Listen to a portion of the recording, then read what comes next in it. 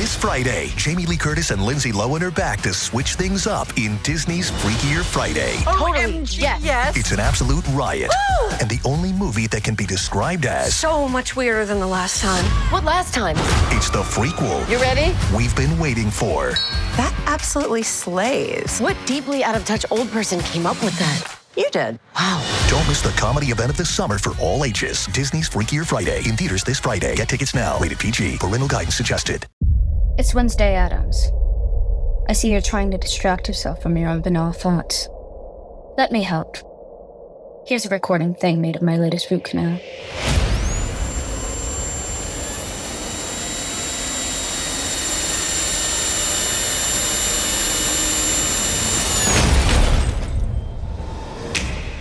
Wednesday, Season 2, begins August 6th, only on Netflix. Parents of tweens, if you're familiar with far-off drop-offs... Dad, stop, right here. Or get DMs about what's for dinner, you may be experiencing tween milestones. For your son or daughter, these can start at age 9. HPV vaccination, a type of cancer prevention against certain HPV-related cancers, can start then too. For most, HPV clears on its own. But for those who don't clear the virus, it can cause certain cancers later in life. Embrace this phase. Help protect them in the next. Ask their doctor today about HPV vaccination. Brought to you by Merck. Pie in the Sky Media.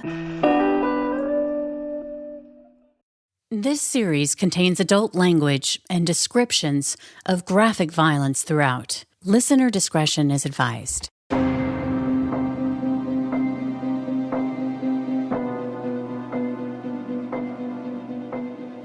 Welcome back to Criminal Mischief with Carolyn and Brandon. You're listening to episode 102, The Weyerhaeuser Kidnapping.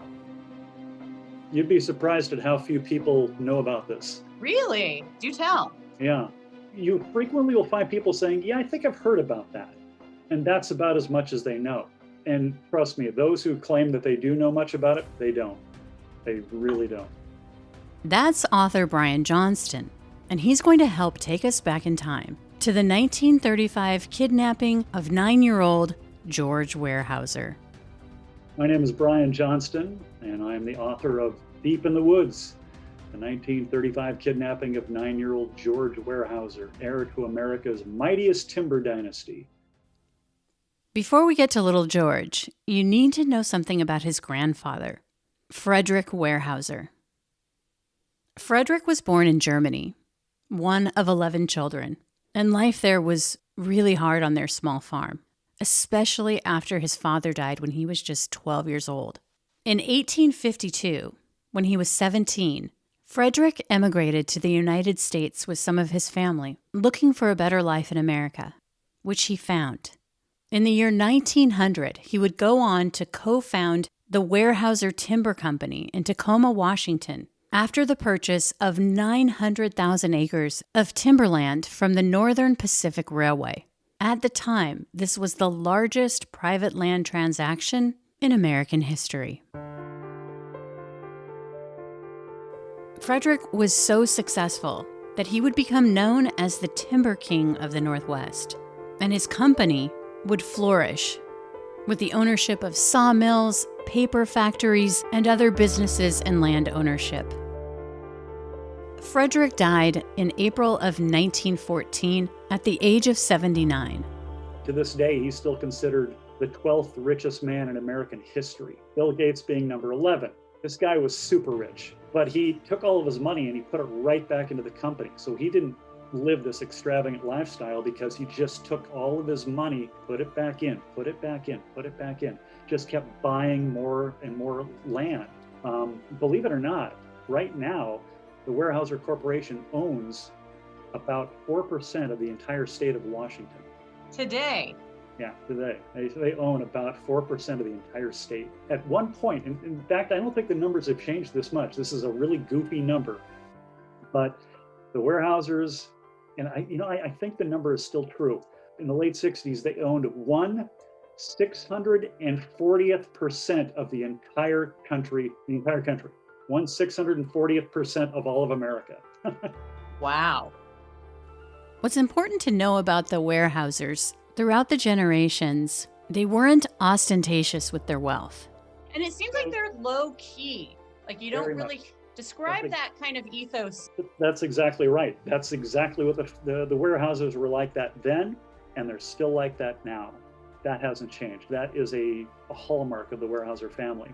So Frederick Weyerhaeuser, super rich guy, he's up there in the ranks of, the Astors and the Vanderbilts and the Carnegies and Rockefellers and stuff, but he just let them hog the limelight, and he just quietly sat over here in the Pacific Northwest and made a lot of money.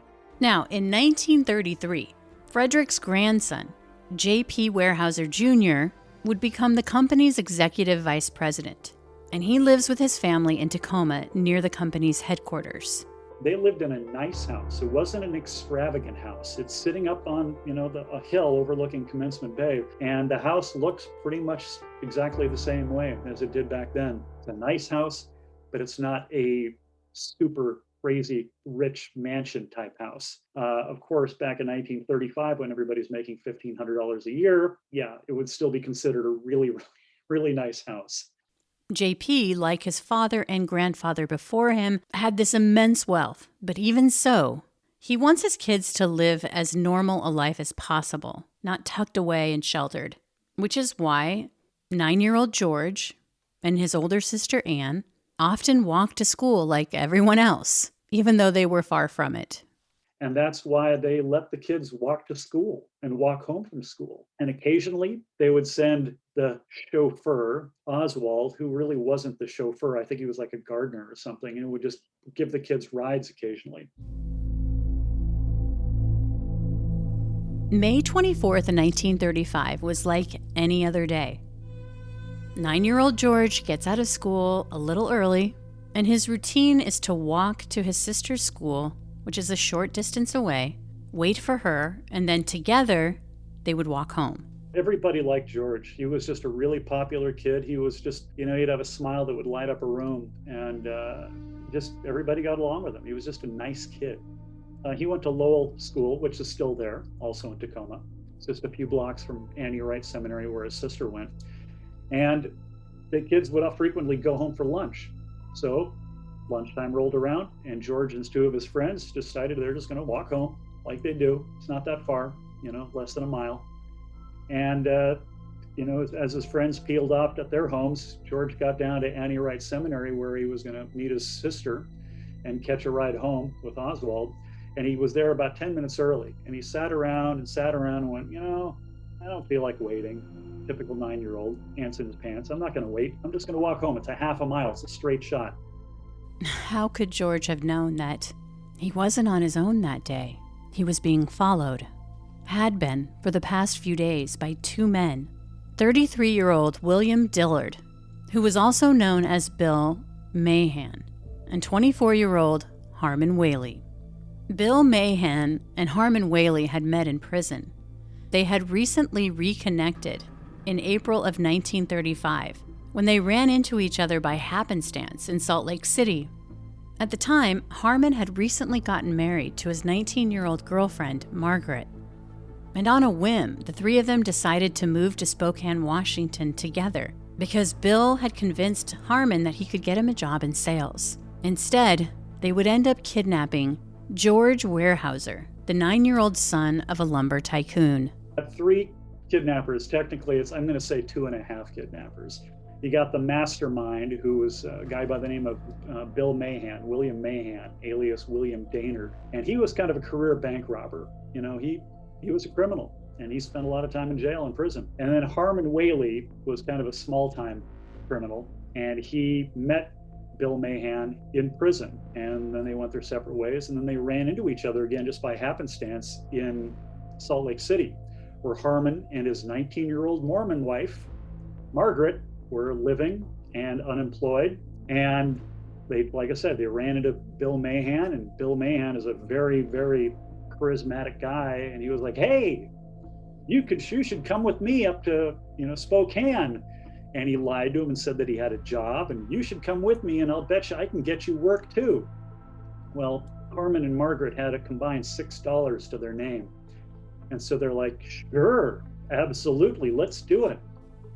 After the trio settled in Spokane, Margaret just happened to be reading aloud the obituary of lumber baron John Philip Weyerhaeuser Sr., George's grandfather, who had died on May 17th, 1935.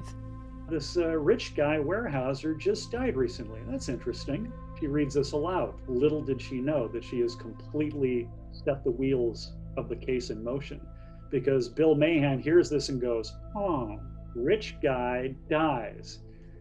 Probably gives money to his son, and that son has got kids.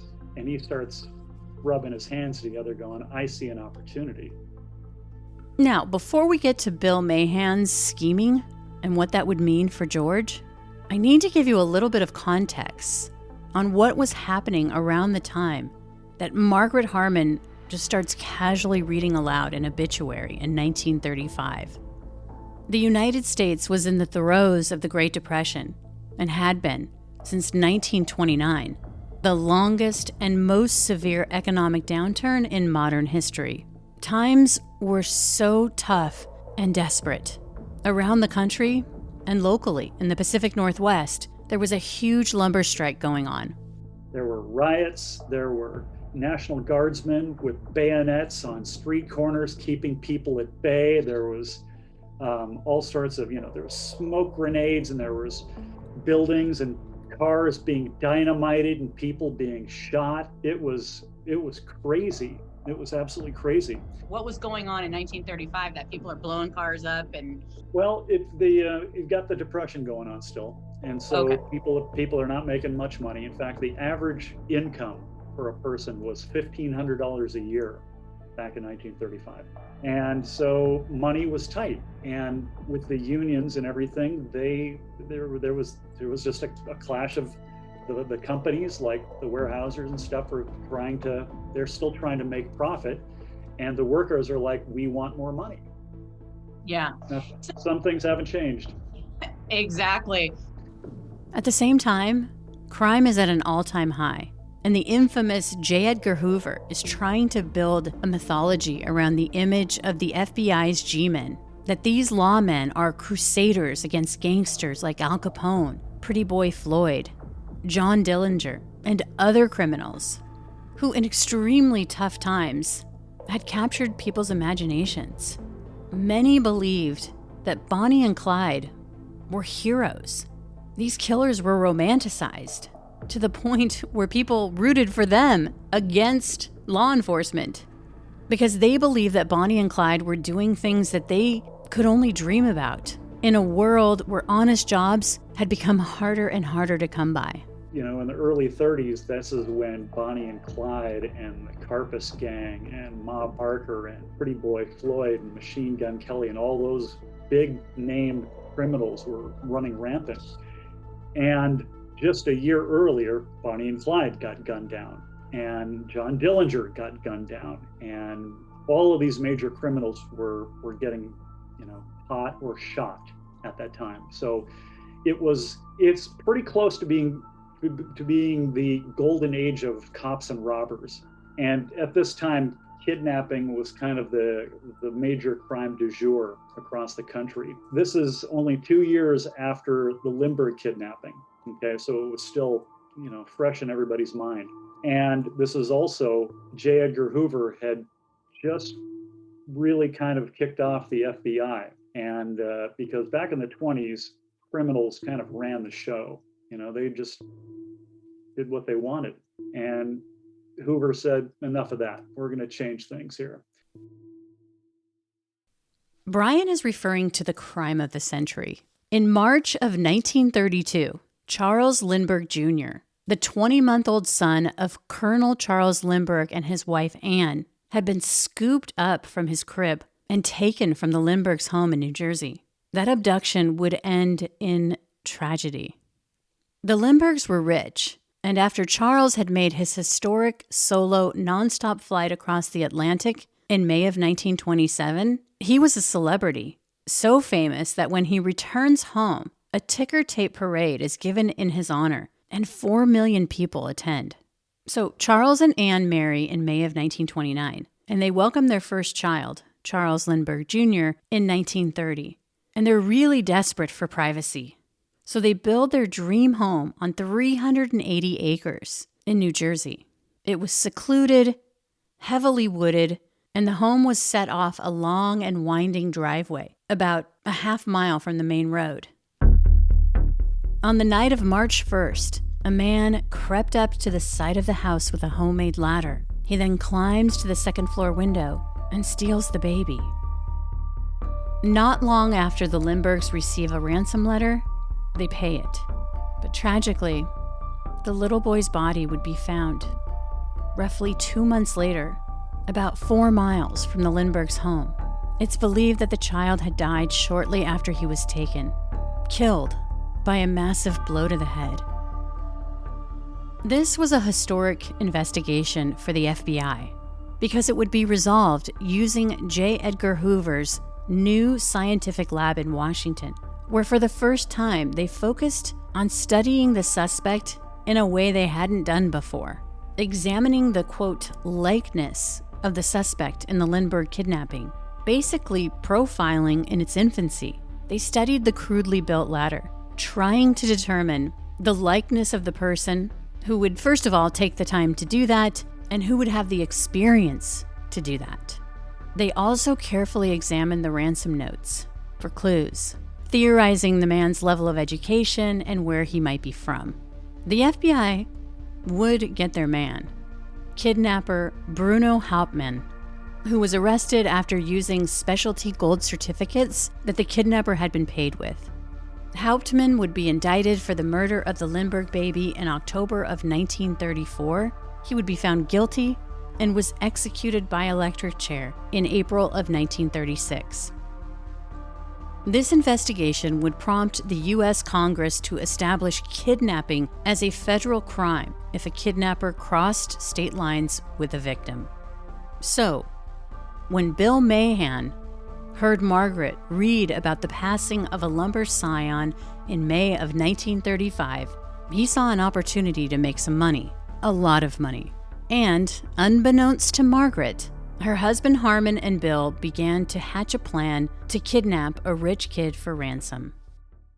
And so they went to a phone booth, found a phone book, looked for the Weyerhaeuser name, found the address, and they went down there and they started casing the joint, and they saw the kids come out of the house, and they're like, oh, okay, we've got 2 kids, let's follow them. They follow them to school, they follow them home from school, and they came back the next day, same thing. They're looking for a pattern, looking for the times. Harmon and Bill had been following 9-year-old George and his older sister Anne. Every night, after a day spent following the kids around, they would return home to Margaret, who believed they were traveling salesmen. According to Brian, she was more than a little naive. Margaret and he met the previous November, dated for a week, and got married. And she just got caught up in this, in the whirlwind romance. And she knew about his criminal past, but she thought, like a good Mormon girl, that she could turn his life around. Was he Mormon too? No, he was not. He was not. But being that she was of the Mormon faith, she did everything her husband told her to, because that is what she was raised to believe. You do what your husband tells you to do. And so she simply went along with everything, completely oblivious. On May 24th, 1935, young George was released from school for lunch about 15 minutes earlier than usual. His routine was to walk from his elementary school to his sister's school, which was a short distance away, wait for her to get out of school, and then the 2 of them would walk home for lunch together. But on that day, George decides not to wait for his sister. So he's just, again, walking home. He cuts through the Tacoma Lawn and Tennis Club, okay? Cuts through there, comes out through this hedge, and because after he started leaving Annie Wright, the kidnappers were in the car and they were watching him, and they could see where he's going, and they know the route that he pretty much has to take to get home. And Mahan goes, drive around, I think I know where he's going to come out. And so they drive around, and sure enough, here comes George, pops out of this hedge, and there's this little parking lot, and there's nobody else there, and nobody can see them. The 2 men, Harmon and Bill, are waiting for him. Bill Mahan jumps out of the car before Harmon even knows what's going on, And he kind of walks up to George. Hey, kid, can you tell me where Stadium Way is? And George is like, no big deal. An adult's asking me a question, some directions. And I'm like, yeah, and that's about as far as he got. And Mahan grabs him, throws him under his arm, runs back to the car, throws him in the back seat of the car, throws a blanket on top of him, jumps in the car, and they peel off. And he tells George, keep your mouth shut and you'll be okay. But George is a smart little kid with a plucky kind of courage. Of course, he's terrified, but he does what he's told and keeps his mouth shut. But from underneath the blanket, he can hear the men whispering as they continue to drive for more than an hour. What George doesn't know is that the kidnappers know exactly where they are taking him. Days earlier, Bill and Harmon choose a random spot in the remote wilderness of Issaquah, which is a suburb of Seattle, and under the cover of towering evergreens, they start digging a hole. So they dug this hole, which was basically like a glorified grave. It was like, it was the size of a grave, 3 feet wide, 5 feet long, 4 feet deep, with boards across the bottom. And they put George in it, and they chained him to the floor. And then they threw some boards over the top. So he was basically just buried under there for the night. Meantime, it wasn't long before George's parents realized that he's missing, and the family notifies the police. A special delivery to the Weyerhaeuser home that night confirms their worst fears, that George has been kidnapped. The note has 21 demands, which will need to be met for his safe return, which include a ransom of $200,000. In today's money, that's nearly $4.6 million. The Weyerhaeusers get the ransom note on their, get a knock on the door, special delivery for the Weyerhaeusers. They open it up and there's 21 demands. First one being they want $200,000 in small unmarked bills. It would be the equivalent of the average person's salary for 133 years. Okay, it's a lot of money. How did they settle upon the 200,000? I'm not sure. I just think they liked the number. This was when the Lindbergh baby was kidnapped and murdered. Their original ransom was $50,000. So this is 4 times more than the Lindbergh baby kidnapping originally was. Obviously, George's parents knew what had happened in the Lindbergh kidnapping 3 years earlier, and they weren't taking any chances with their son's life, especially when they saw on the back of the letter the abductors had had George sign his name. They knew it was legit. The kidnappers would give the family 5 days to raise the money. Then they signed the note cryptically with egoist. The kidnappers told the family that you are going to communicate with us, to us, using personal ads in the Seattle PI, using a code name. So when you're ready to make the money drop, you post an ad in the personal ads saying, we're ready, whatever, we've got the money. Signed, Percy Minnie. What was going on with the family at this time when they get this ransom note? It seems organized, but also super chaotic, which could be really scary for family members because you would almost want to be dealing with people who are efficient because then you would think they're not crazy. What's going through their heads? Well, first of all, they didn't have $200,000 in cash laying around, and small unmarked bills. So they were bringing in their relatives, the rest of the Weyerhaeuser clan, and trying to figure out where are we going to find this money. And they told the FBI, back off, do not do anything. You will not do anything until we pay the ransom. And the FBI said, okay.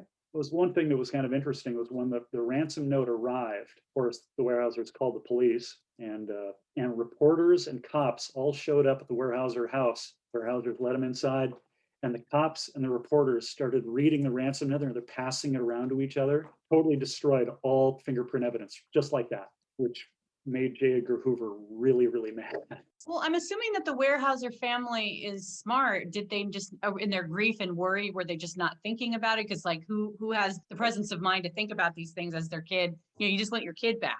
Was it just that there was the local yokels were not savvy on that kind of stuff with fingerprints? Wasn't this the age of the infancy of fingerprinting?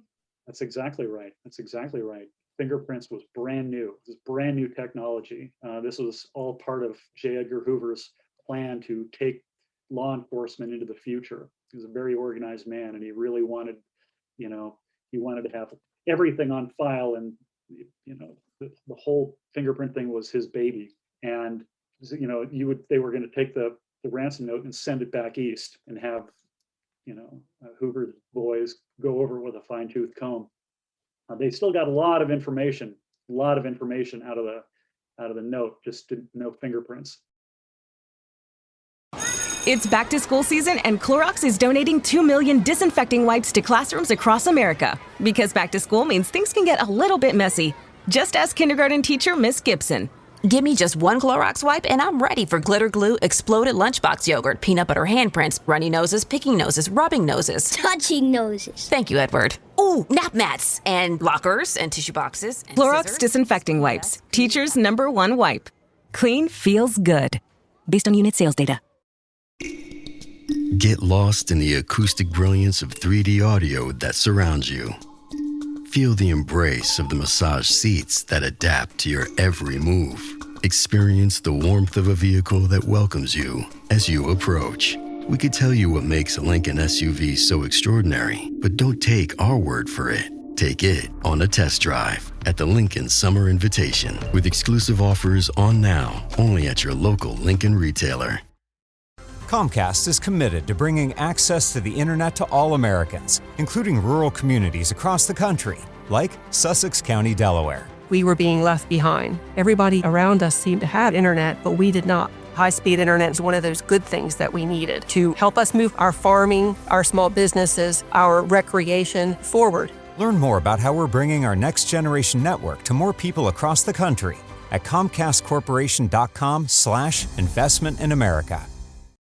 Running a business comes with a lot of what-ifs. But luckily, there's a simple answer to them. Shopify. It's the commerce platform behind millions of businesses, including Thrive Cosmetics and Momofuku. And it'll help you with everything you need. From website design and marketing to boosting sales and expanding operations, Shopify can get the job done and make your dream a reality. Turn those what-ifs into... Sign up for your $1 per month trial at shopify.com/special offer. Moving forward, the family would keep the ransom negotiations secret from the FBI and the press. And on Saturday, May 25th, the Weyerhaeusers would publish an ad in the personal column of the Seattle PI saying, quote, "Expect to be ready to come Monday. Signed, Percy Minnie." And as the family scrambled to get the money together, George was stuck in that hole. They kept him there for a day, and then, one of them kept guard while the other one ran back and, talked with Margaret like, no big deal, still trying to make sales, blah, blah, blah. She was oblivious. Hey, can you make us some lunch? We're going back out on the road again.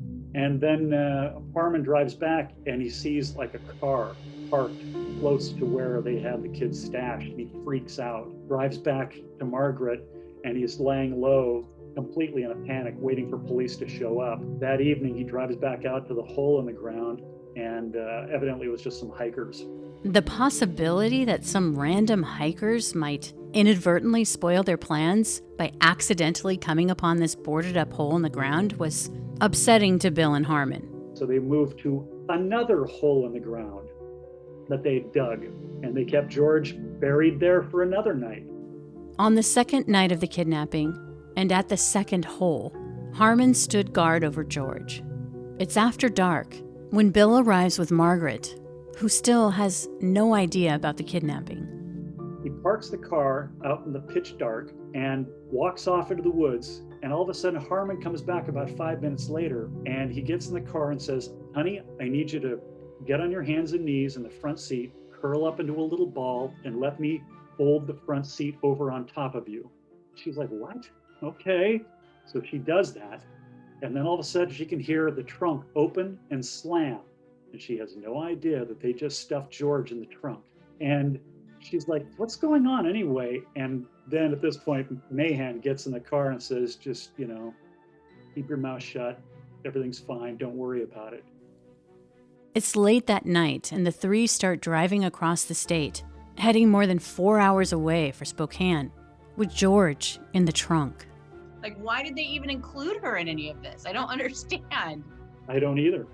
So in all your don't know. research, you never understood that what this weird triangle was. Because Nope. it sounds like they're sort of trying to protect her, but if they really wanted to protect her, they wouldn't do this to begin with, and they wouldn't add her to this collusion.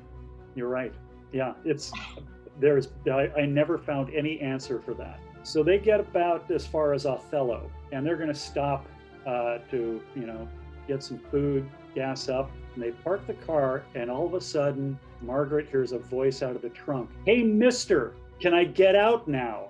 And she's like, all of a sudden, all the puzzle pieces came together, and she went, "Oh my God, George Weyerhaeuser is in the trunk of our car.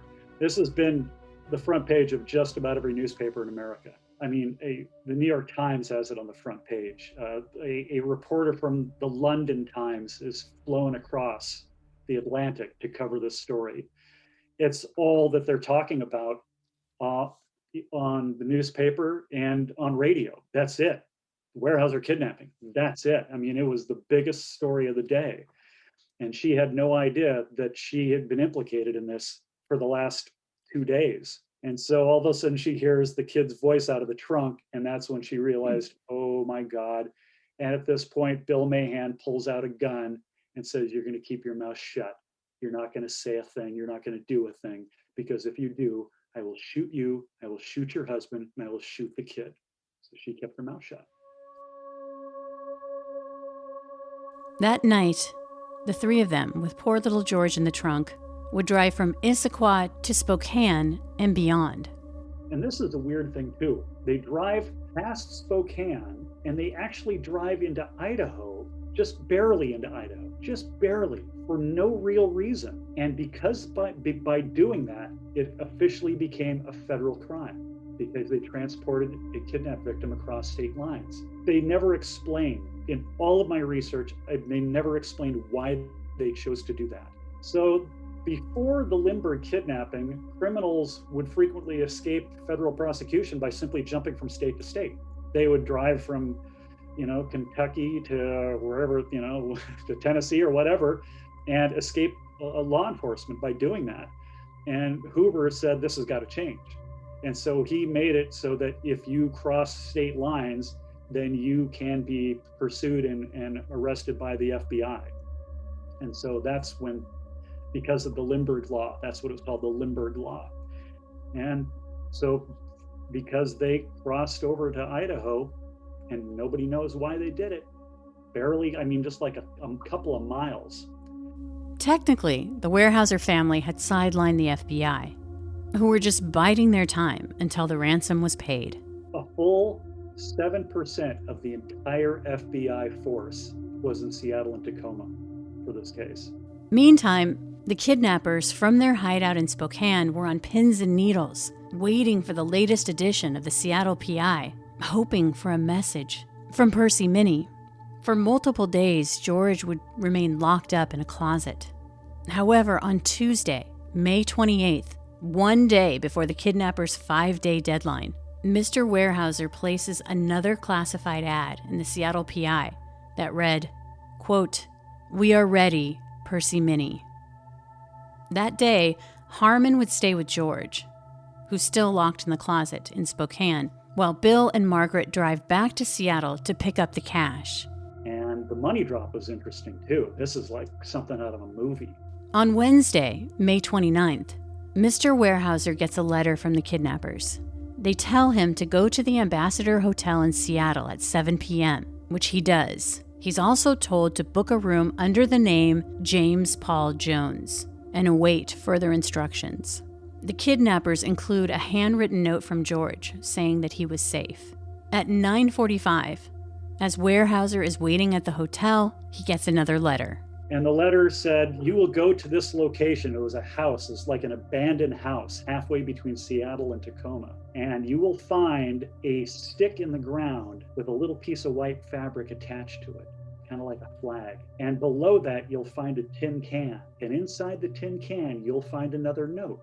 And that note will take you to another location. And so George's dad gets in his car at midnight, no FBI following him, no police. He's got $200,000 in a suitcase, drives off into the night, and he goes and he finds this old abandoned house, and he finds the stick in the ground with a little piece of fabric, and he finds the tin can, and he finds a note, and it says, go 700 yards down the road to another location. He drives up to that one. He finds another stick with another piece of fabric, but there's no tin can and no note. He's crawling around on his hands and knees in the dark with matches, looking for like 2 hours, because that was the drop dead date to make the delivery of the money. And he was afraid that if he didn't get this money to them on that night, George was dead. Beside himself, George's father has been waiting in the dark for hours. He's on his own, has no idea what to do, and finally comes to the conclusion that there's really only one thing he can do, which is drive back to the Ambassador Hotel with the ransom money and wait for the kidnappers to contact him, which they do. The next morning, he receives an anonymous call at the Ambassador Hotel at 11:30 a.m. on Thursday.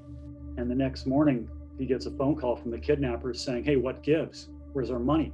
He's like, I tried to find it, but the second note wasn't there. So the kidnapper said, okay, we're going to give you one more chance. So that night, he drove again to another location, found another stick, found another flag, found another tin can, found another note, took him to another location, took him to another location. And finally it said, leave the money in the backseat of the car, turn on the dome light, and start walking down the road. He's about 100 yards away from the car when he hears noise behind him, and he looks back and he sees a guy jump out of the bushes, jump into the car, and drive off. Kidnappers had $200,000.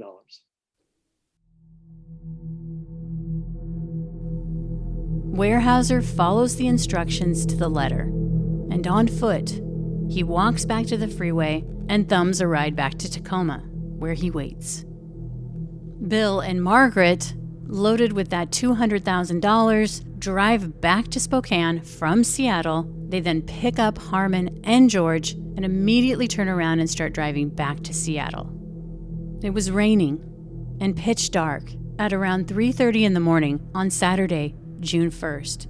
After 8 days of captivity, the kidnappers pull the car over and tell 9-year-old George to get out. And they're thinking, where are we going to drop George off? I don't know. Where do you want to drop him off? I don't know. Where do you want to drop him off? They hadn't thought that far in advance. And so they finally decided, we're going to drop him off in Issaquah in the woods again, really close to the hole in the ground that they had him at originally. So they get out there and they said, here you go, George. Here's $1. Here's a blanket. Your dad's going to be here to pick you up soon. Bye. The reality is that was a lie. George didn't know it at the time, but his father had no idea he'd even been released, let alone that his son was sitting on the side of the road in front of a shack near Issaquah, waiting to be picked up. He sits there for a couple of hours. Then, in true George fashion, when his dad didn't arrive, he starts walking down the side of the heavily forested road. And he gets to this farmer's house and he knocks on the door. This farmer answers the door at 6 o'clock in the morning. And there's this little kid with wet shoes and a blanket wrapped around him. He goes, hi, I'm George Weyerhaeuser. Can you take me to my parents' house? This farmer opens the door and the kid, who's been on the front page of every newspaper in America, just magically appears on his doorstep. Oh my gosh, yes. But George's ordeal isn't over. The farmer loads him up in an old Model T, and together they start driving to George's house in Tacoma. About 15 miles into the trip, the farmer decides to pull over at a gas station to call George's family. Called the Weyerhaeusers because evidently you can just grab a phone and call rich people anytime you want.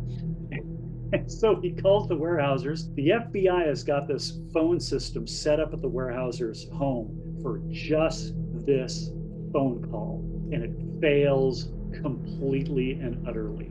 The farmer hears the phone ringing, but no one is answering. So he decides to just call the police, but even that is complicated. According to the FBI, a reporter is at the police station, and he overhears the farmer's call, saying he's driving his Model T with George to Tacoma. And so this reporter, John Dreher, tries to beat police to the punch. So John Dreher and a cabbie take off, heading south, looking for a Model T coming in the opposite direction. And sure enough, Here comes a Model T in the opposite direction. Oh my gosh, there's George in the front seat with the farmer. They peel around, they chase after him, and basically get the car to pull over, insinuate to the farmer that they're with the police, give the farmer $5. Farmer hands George over, no questions asked.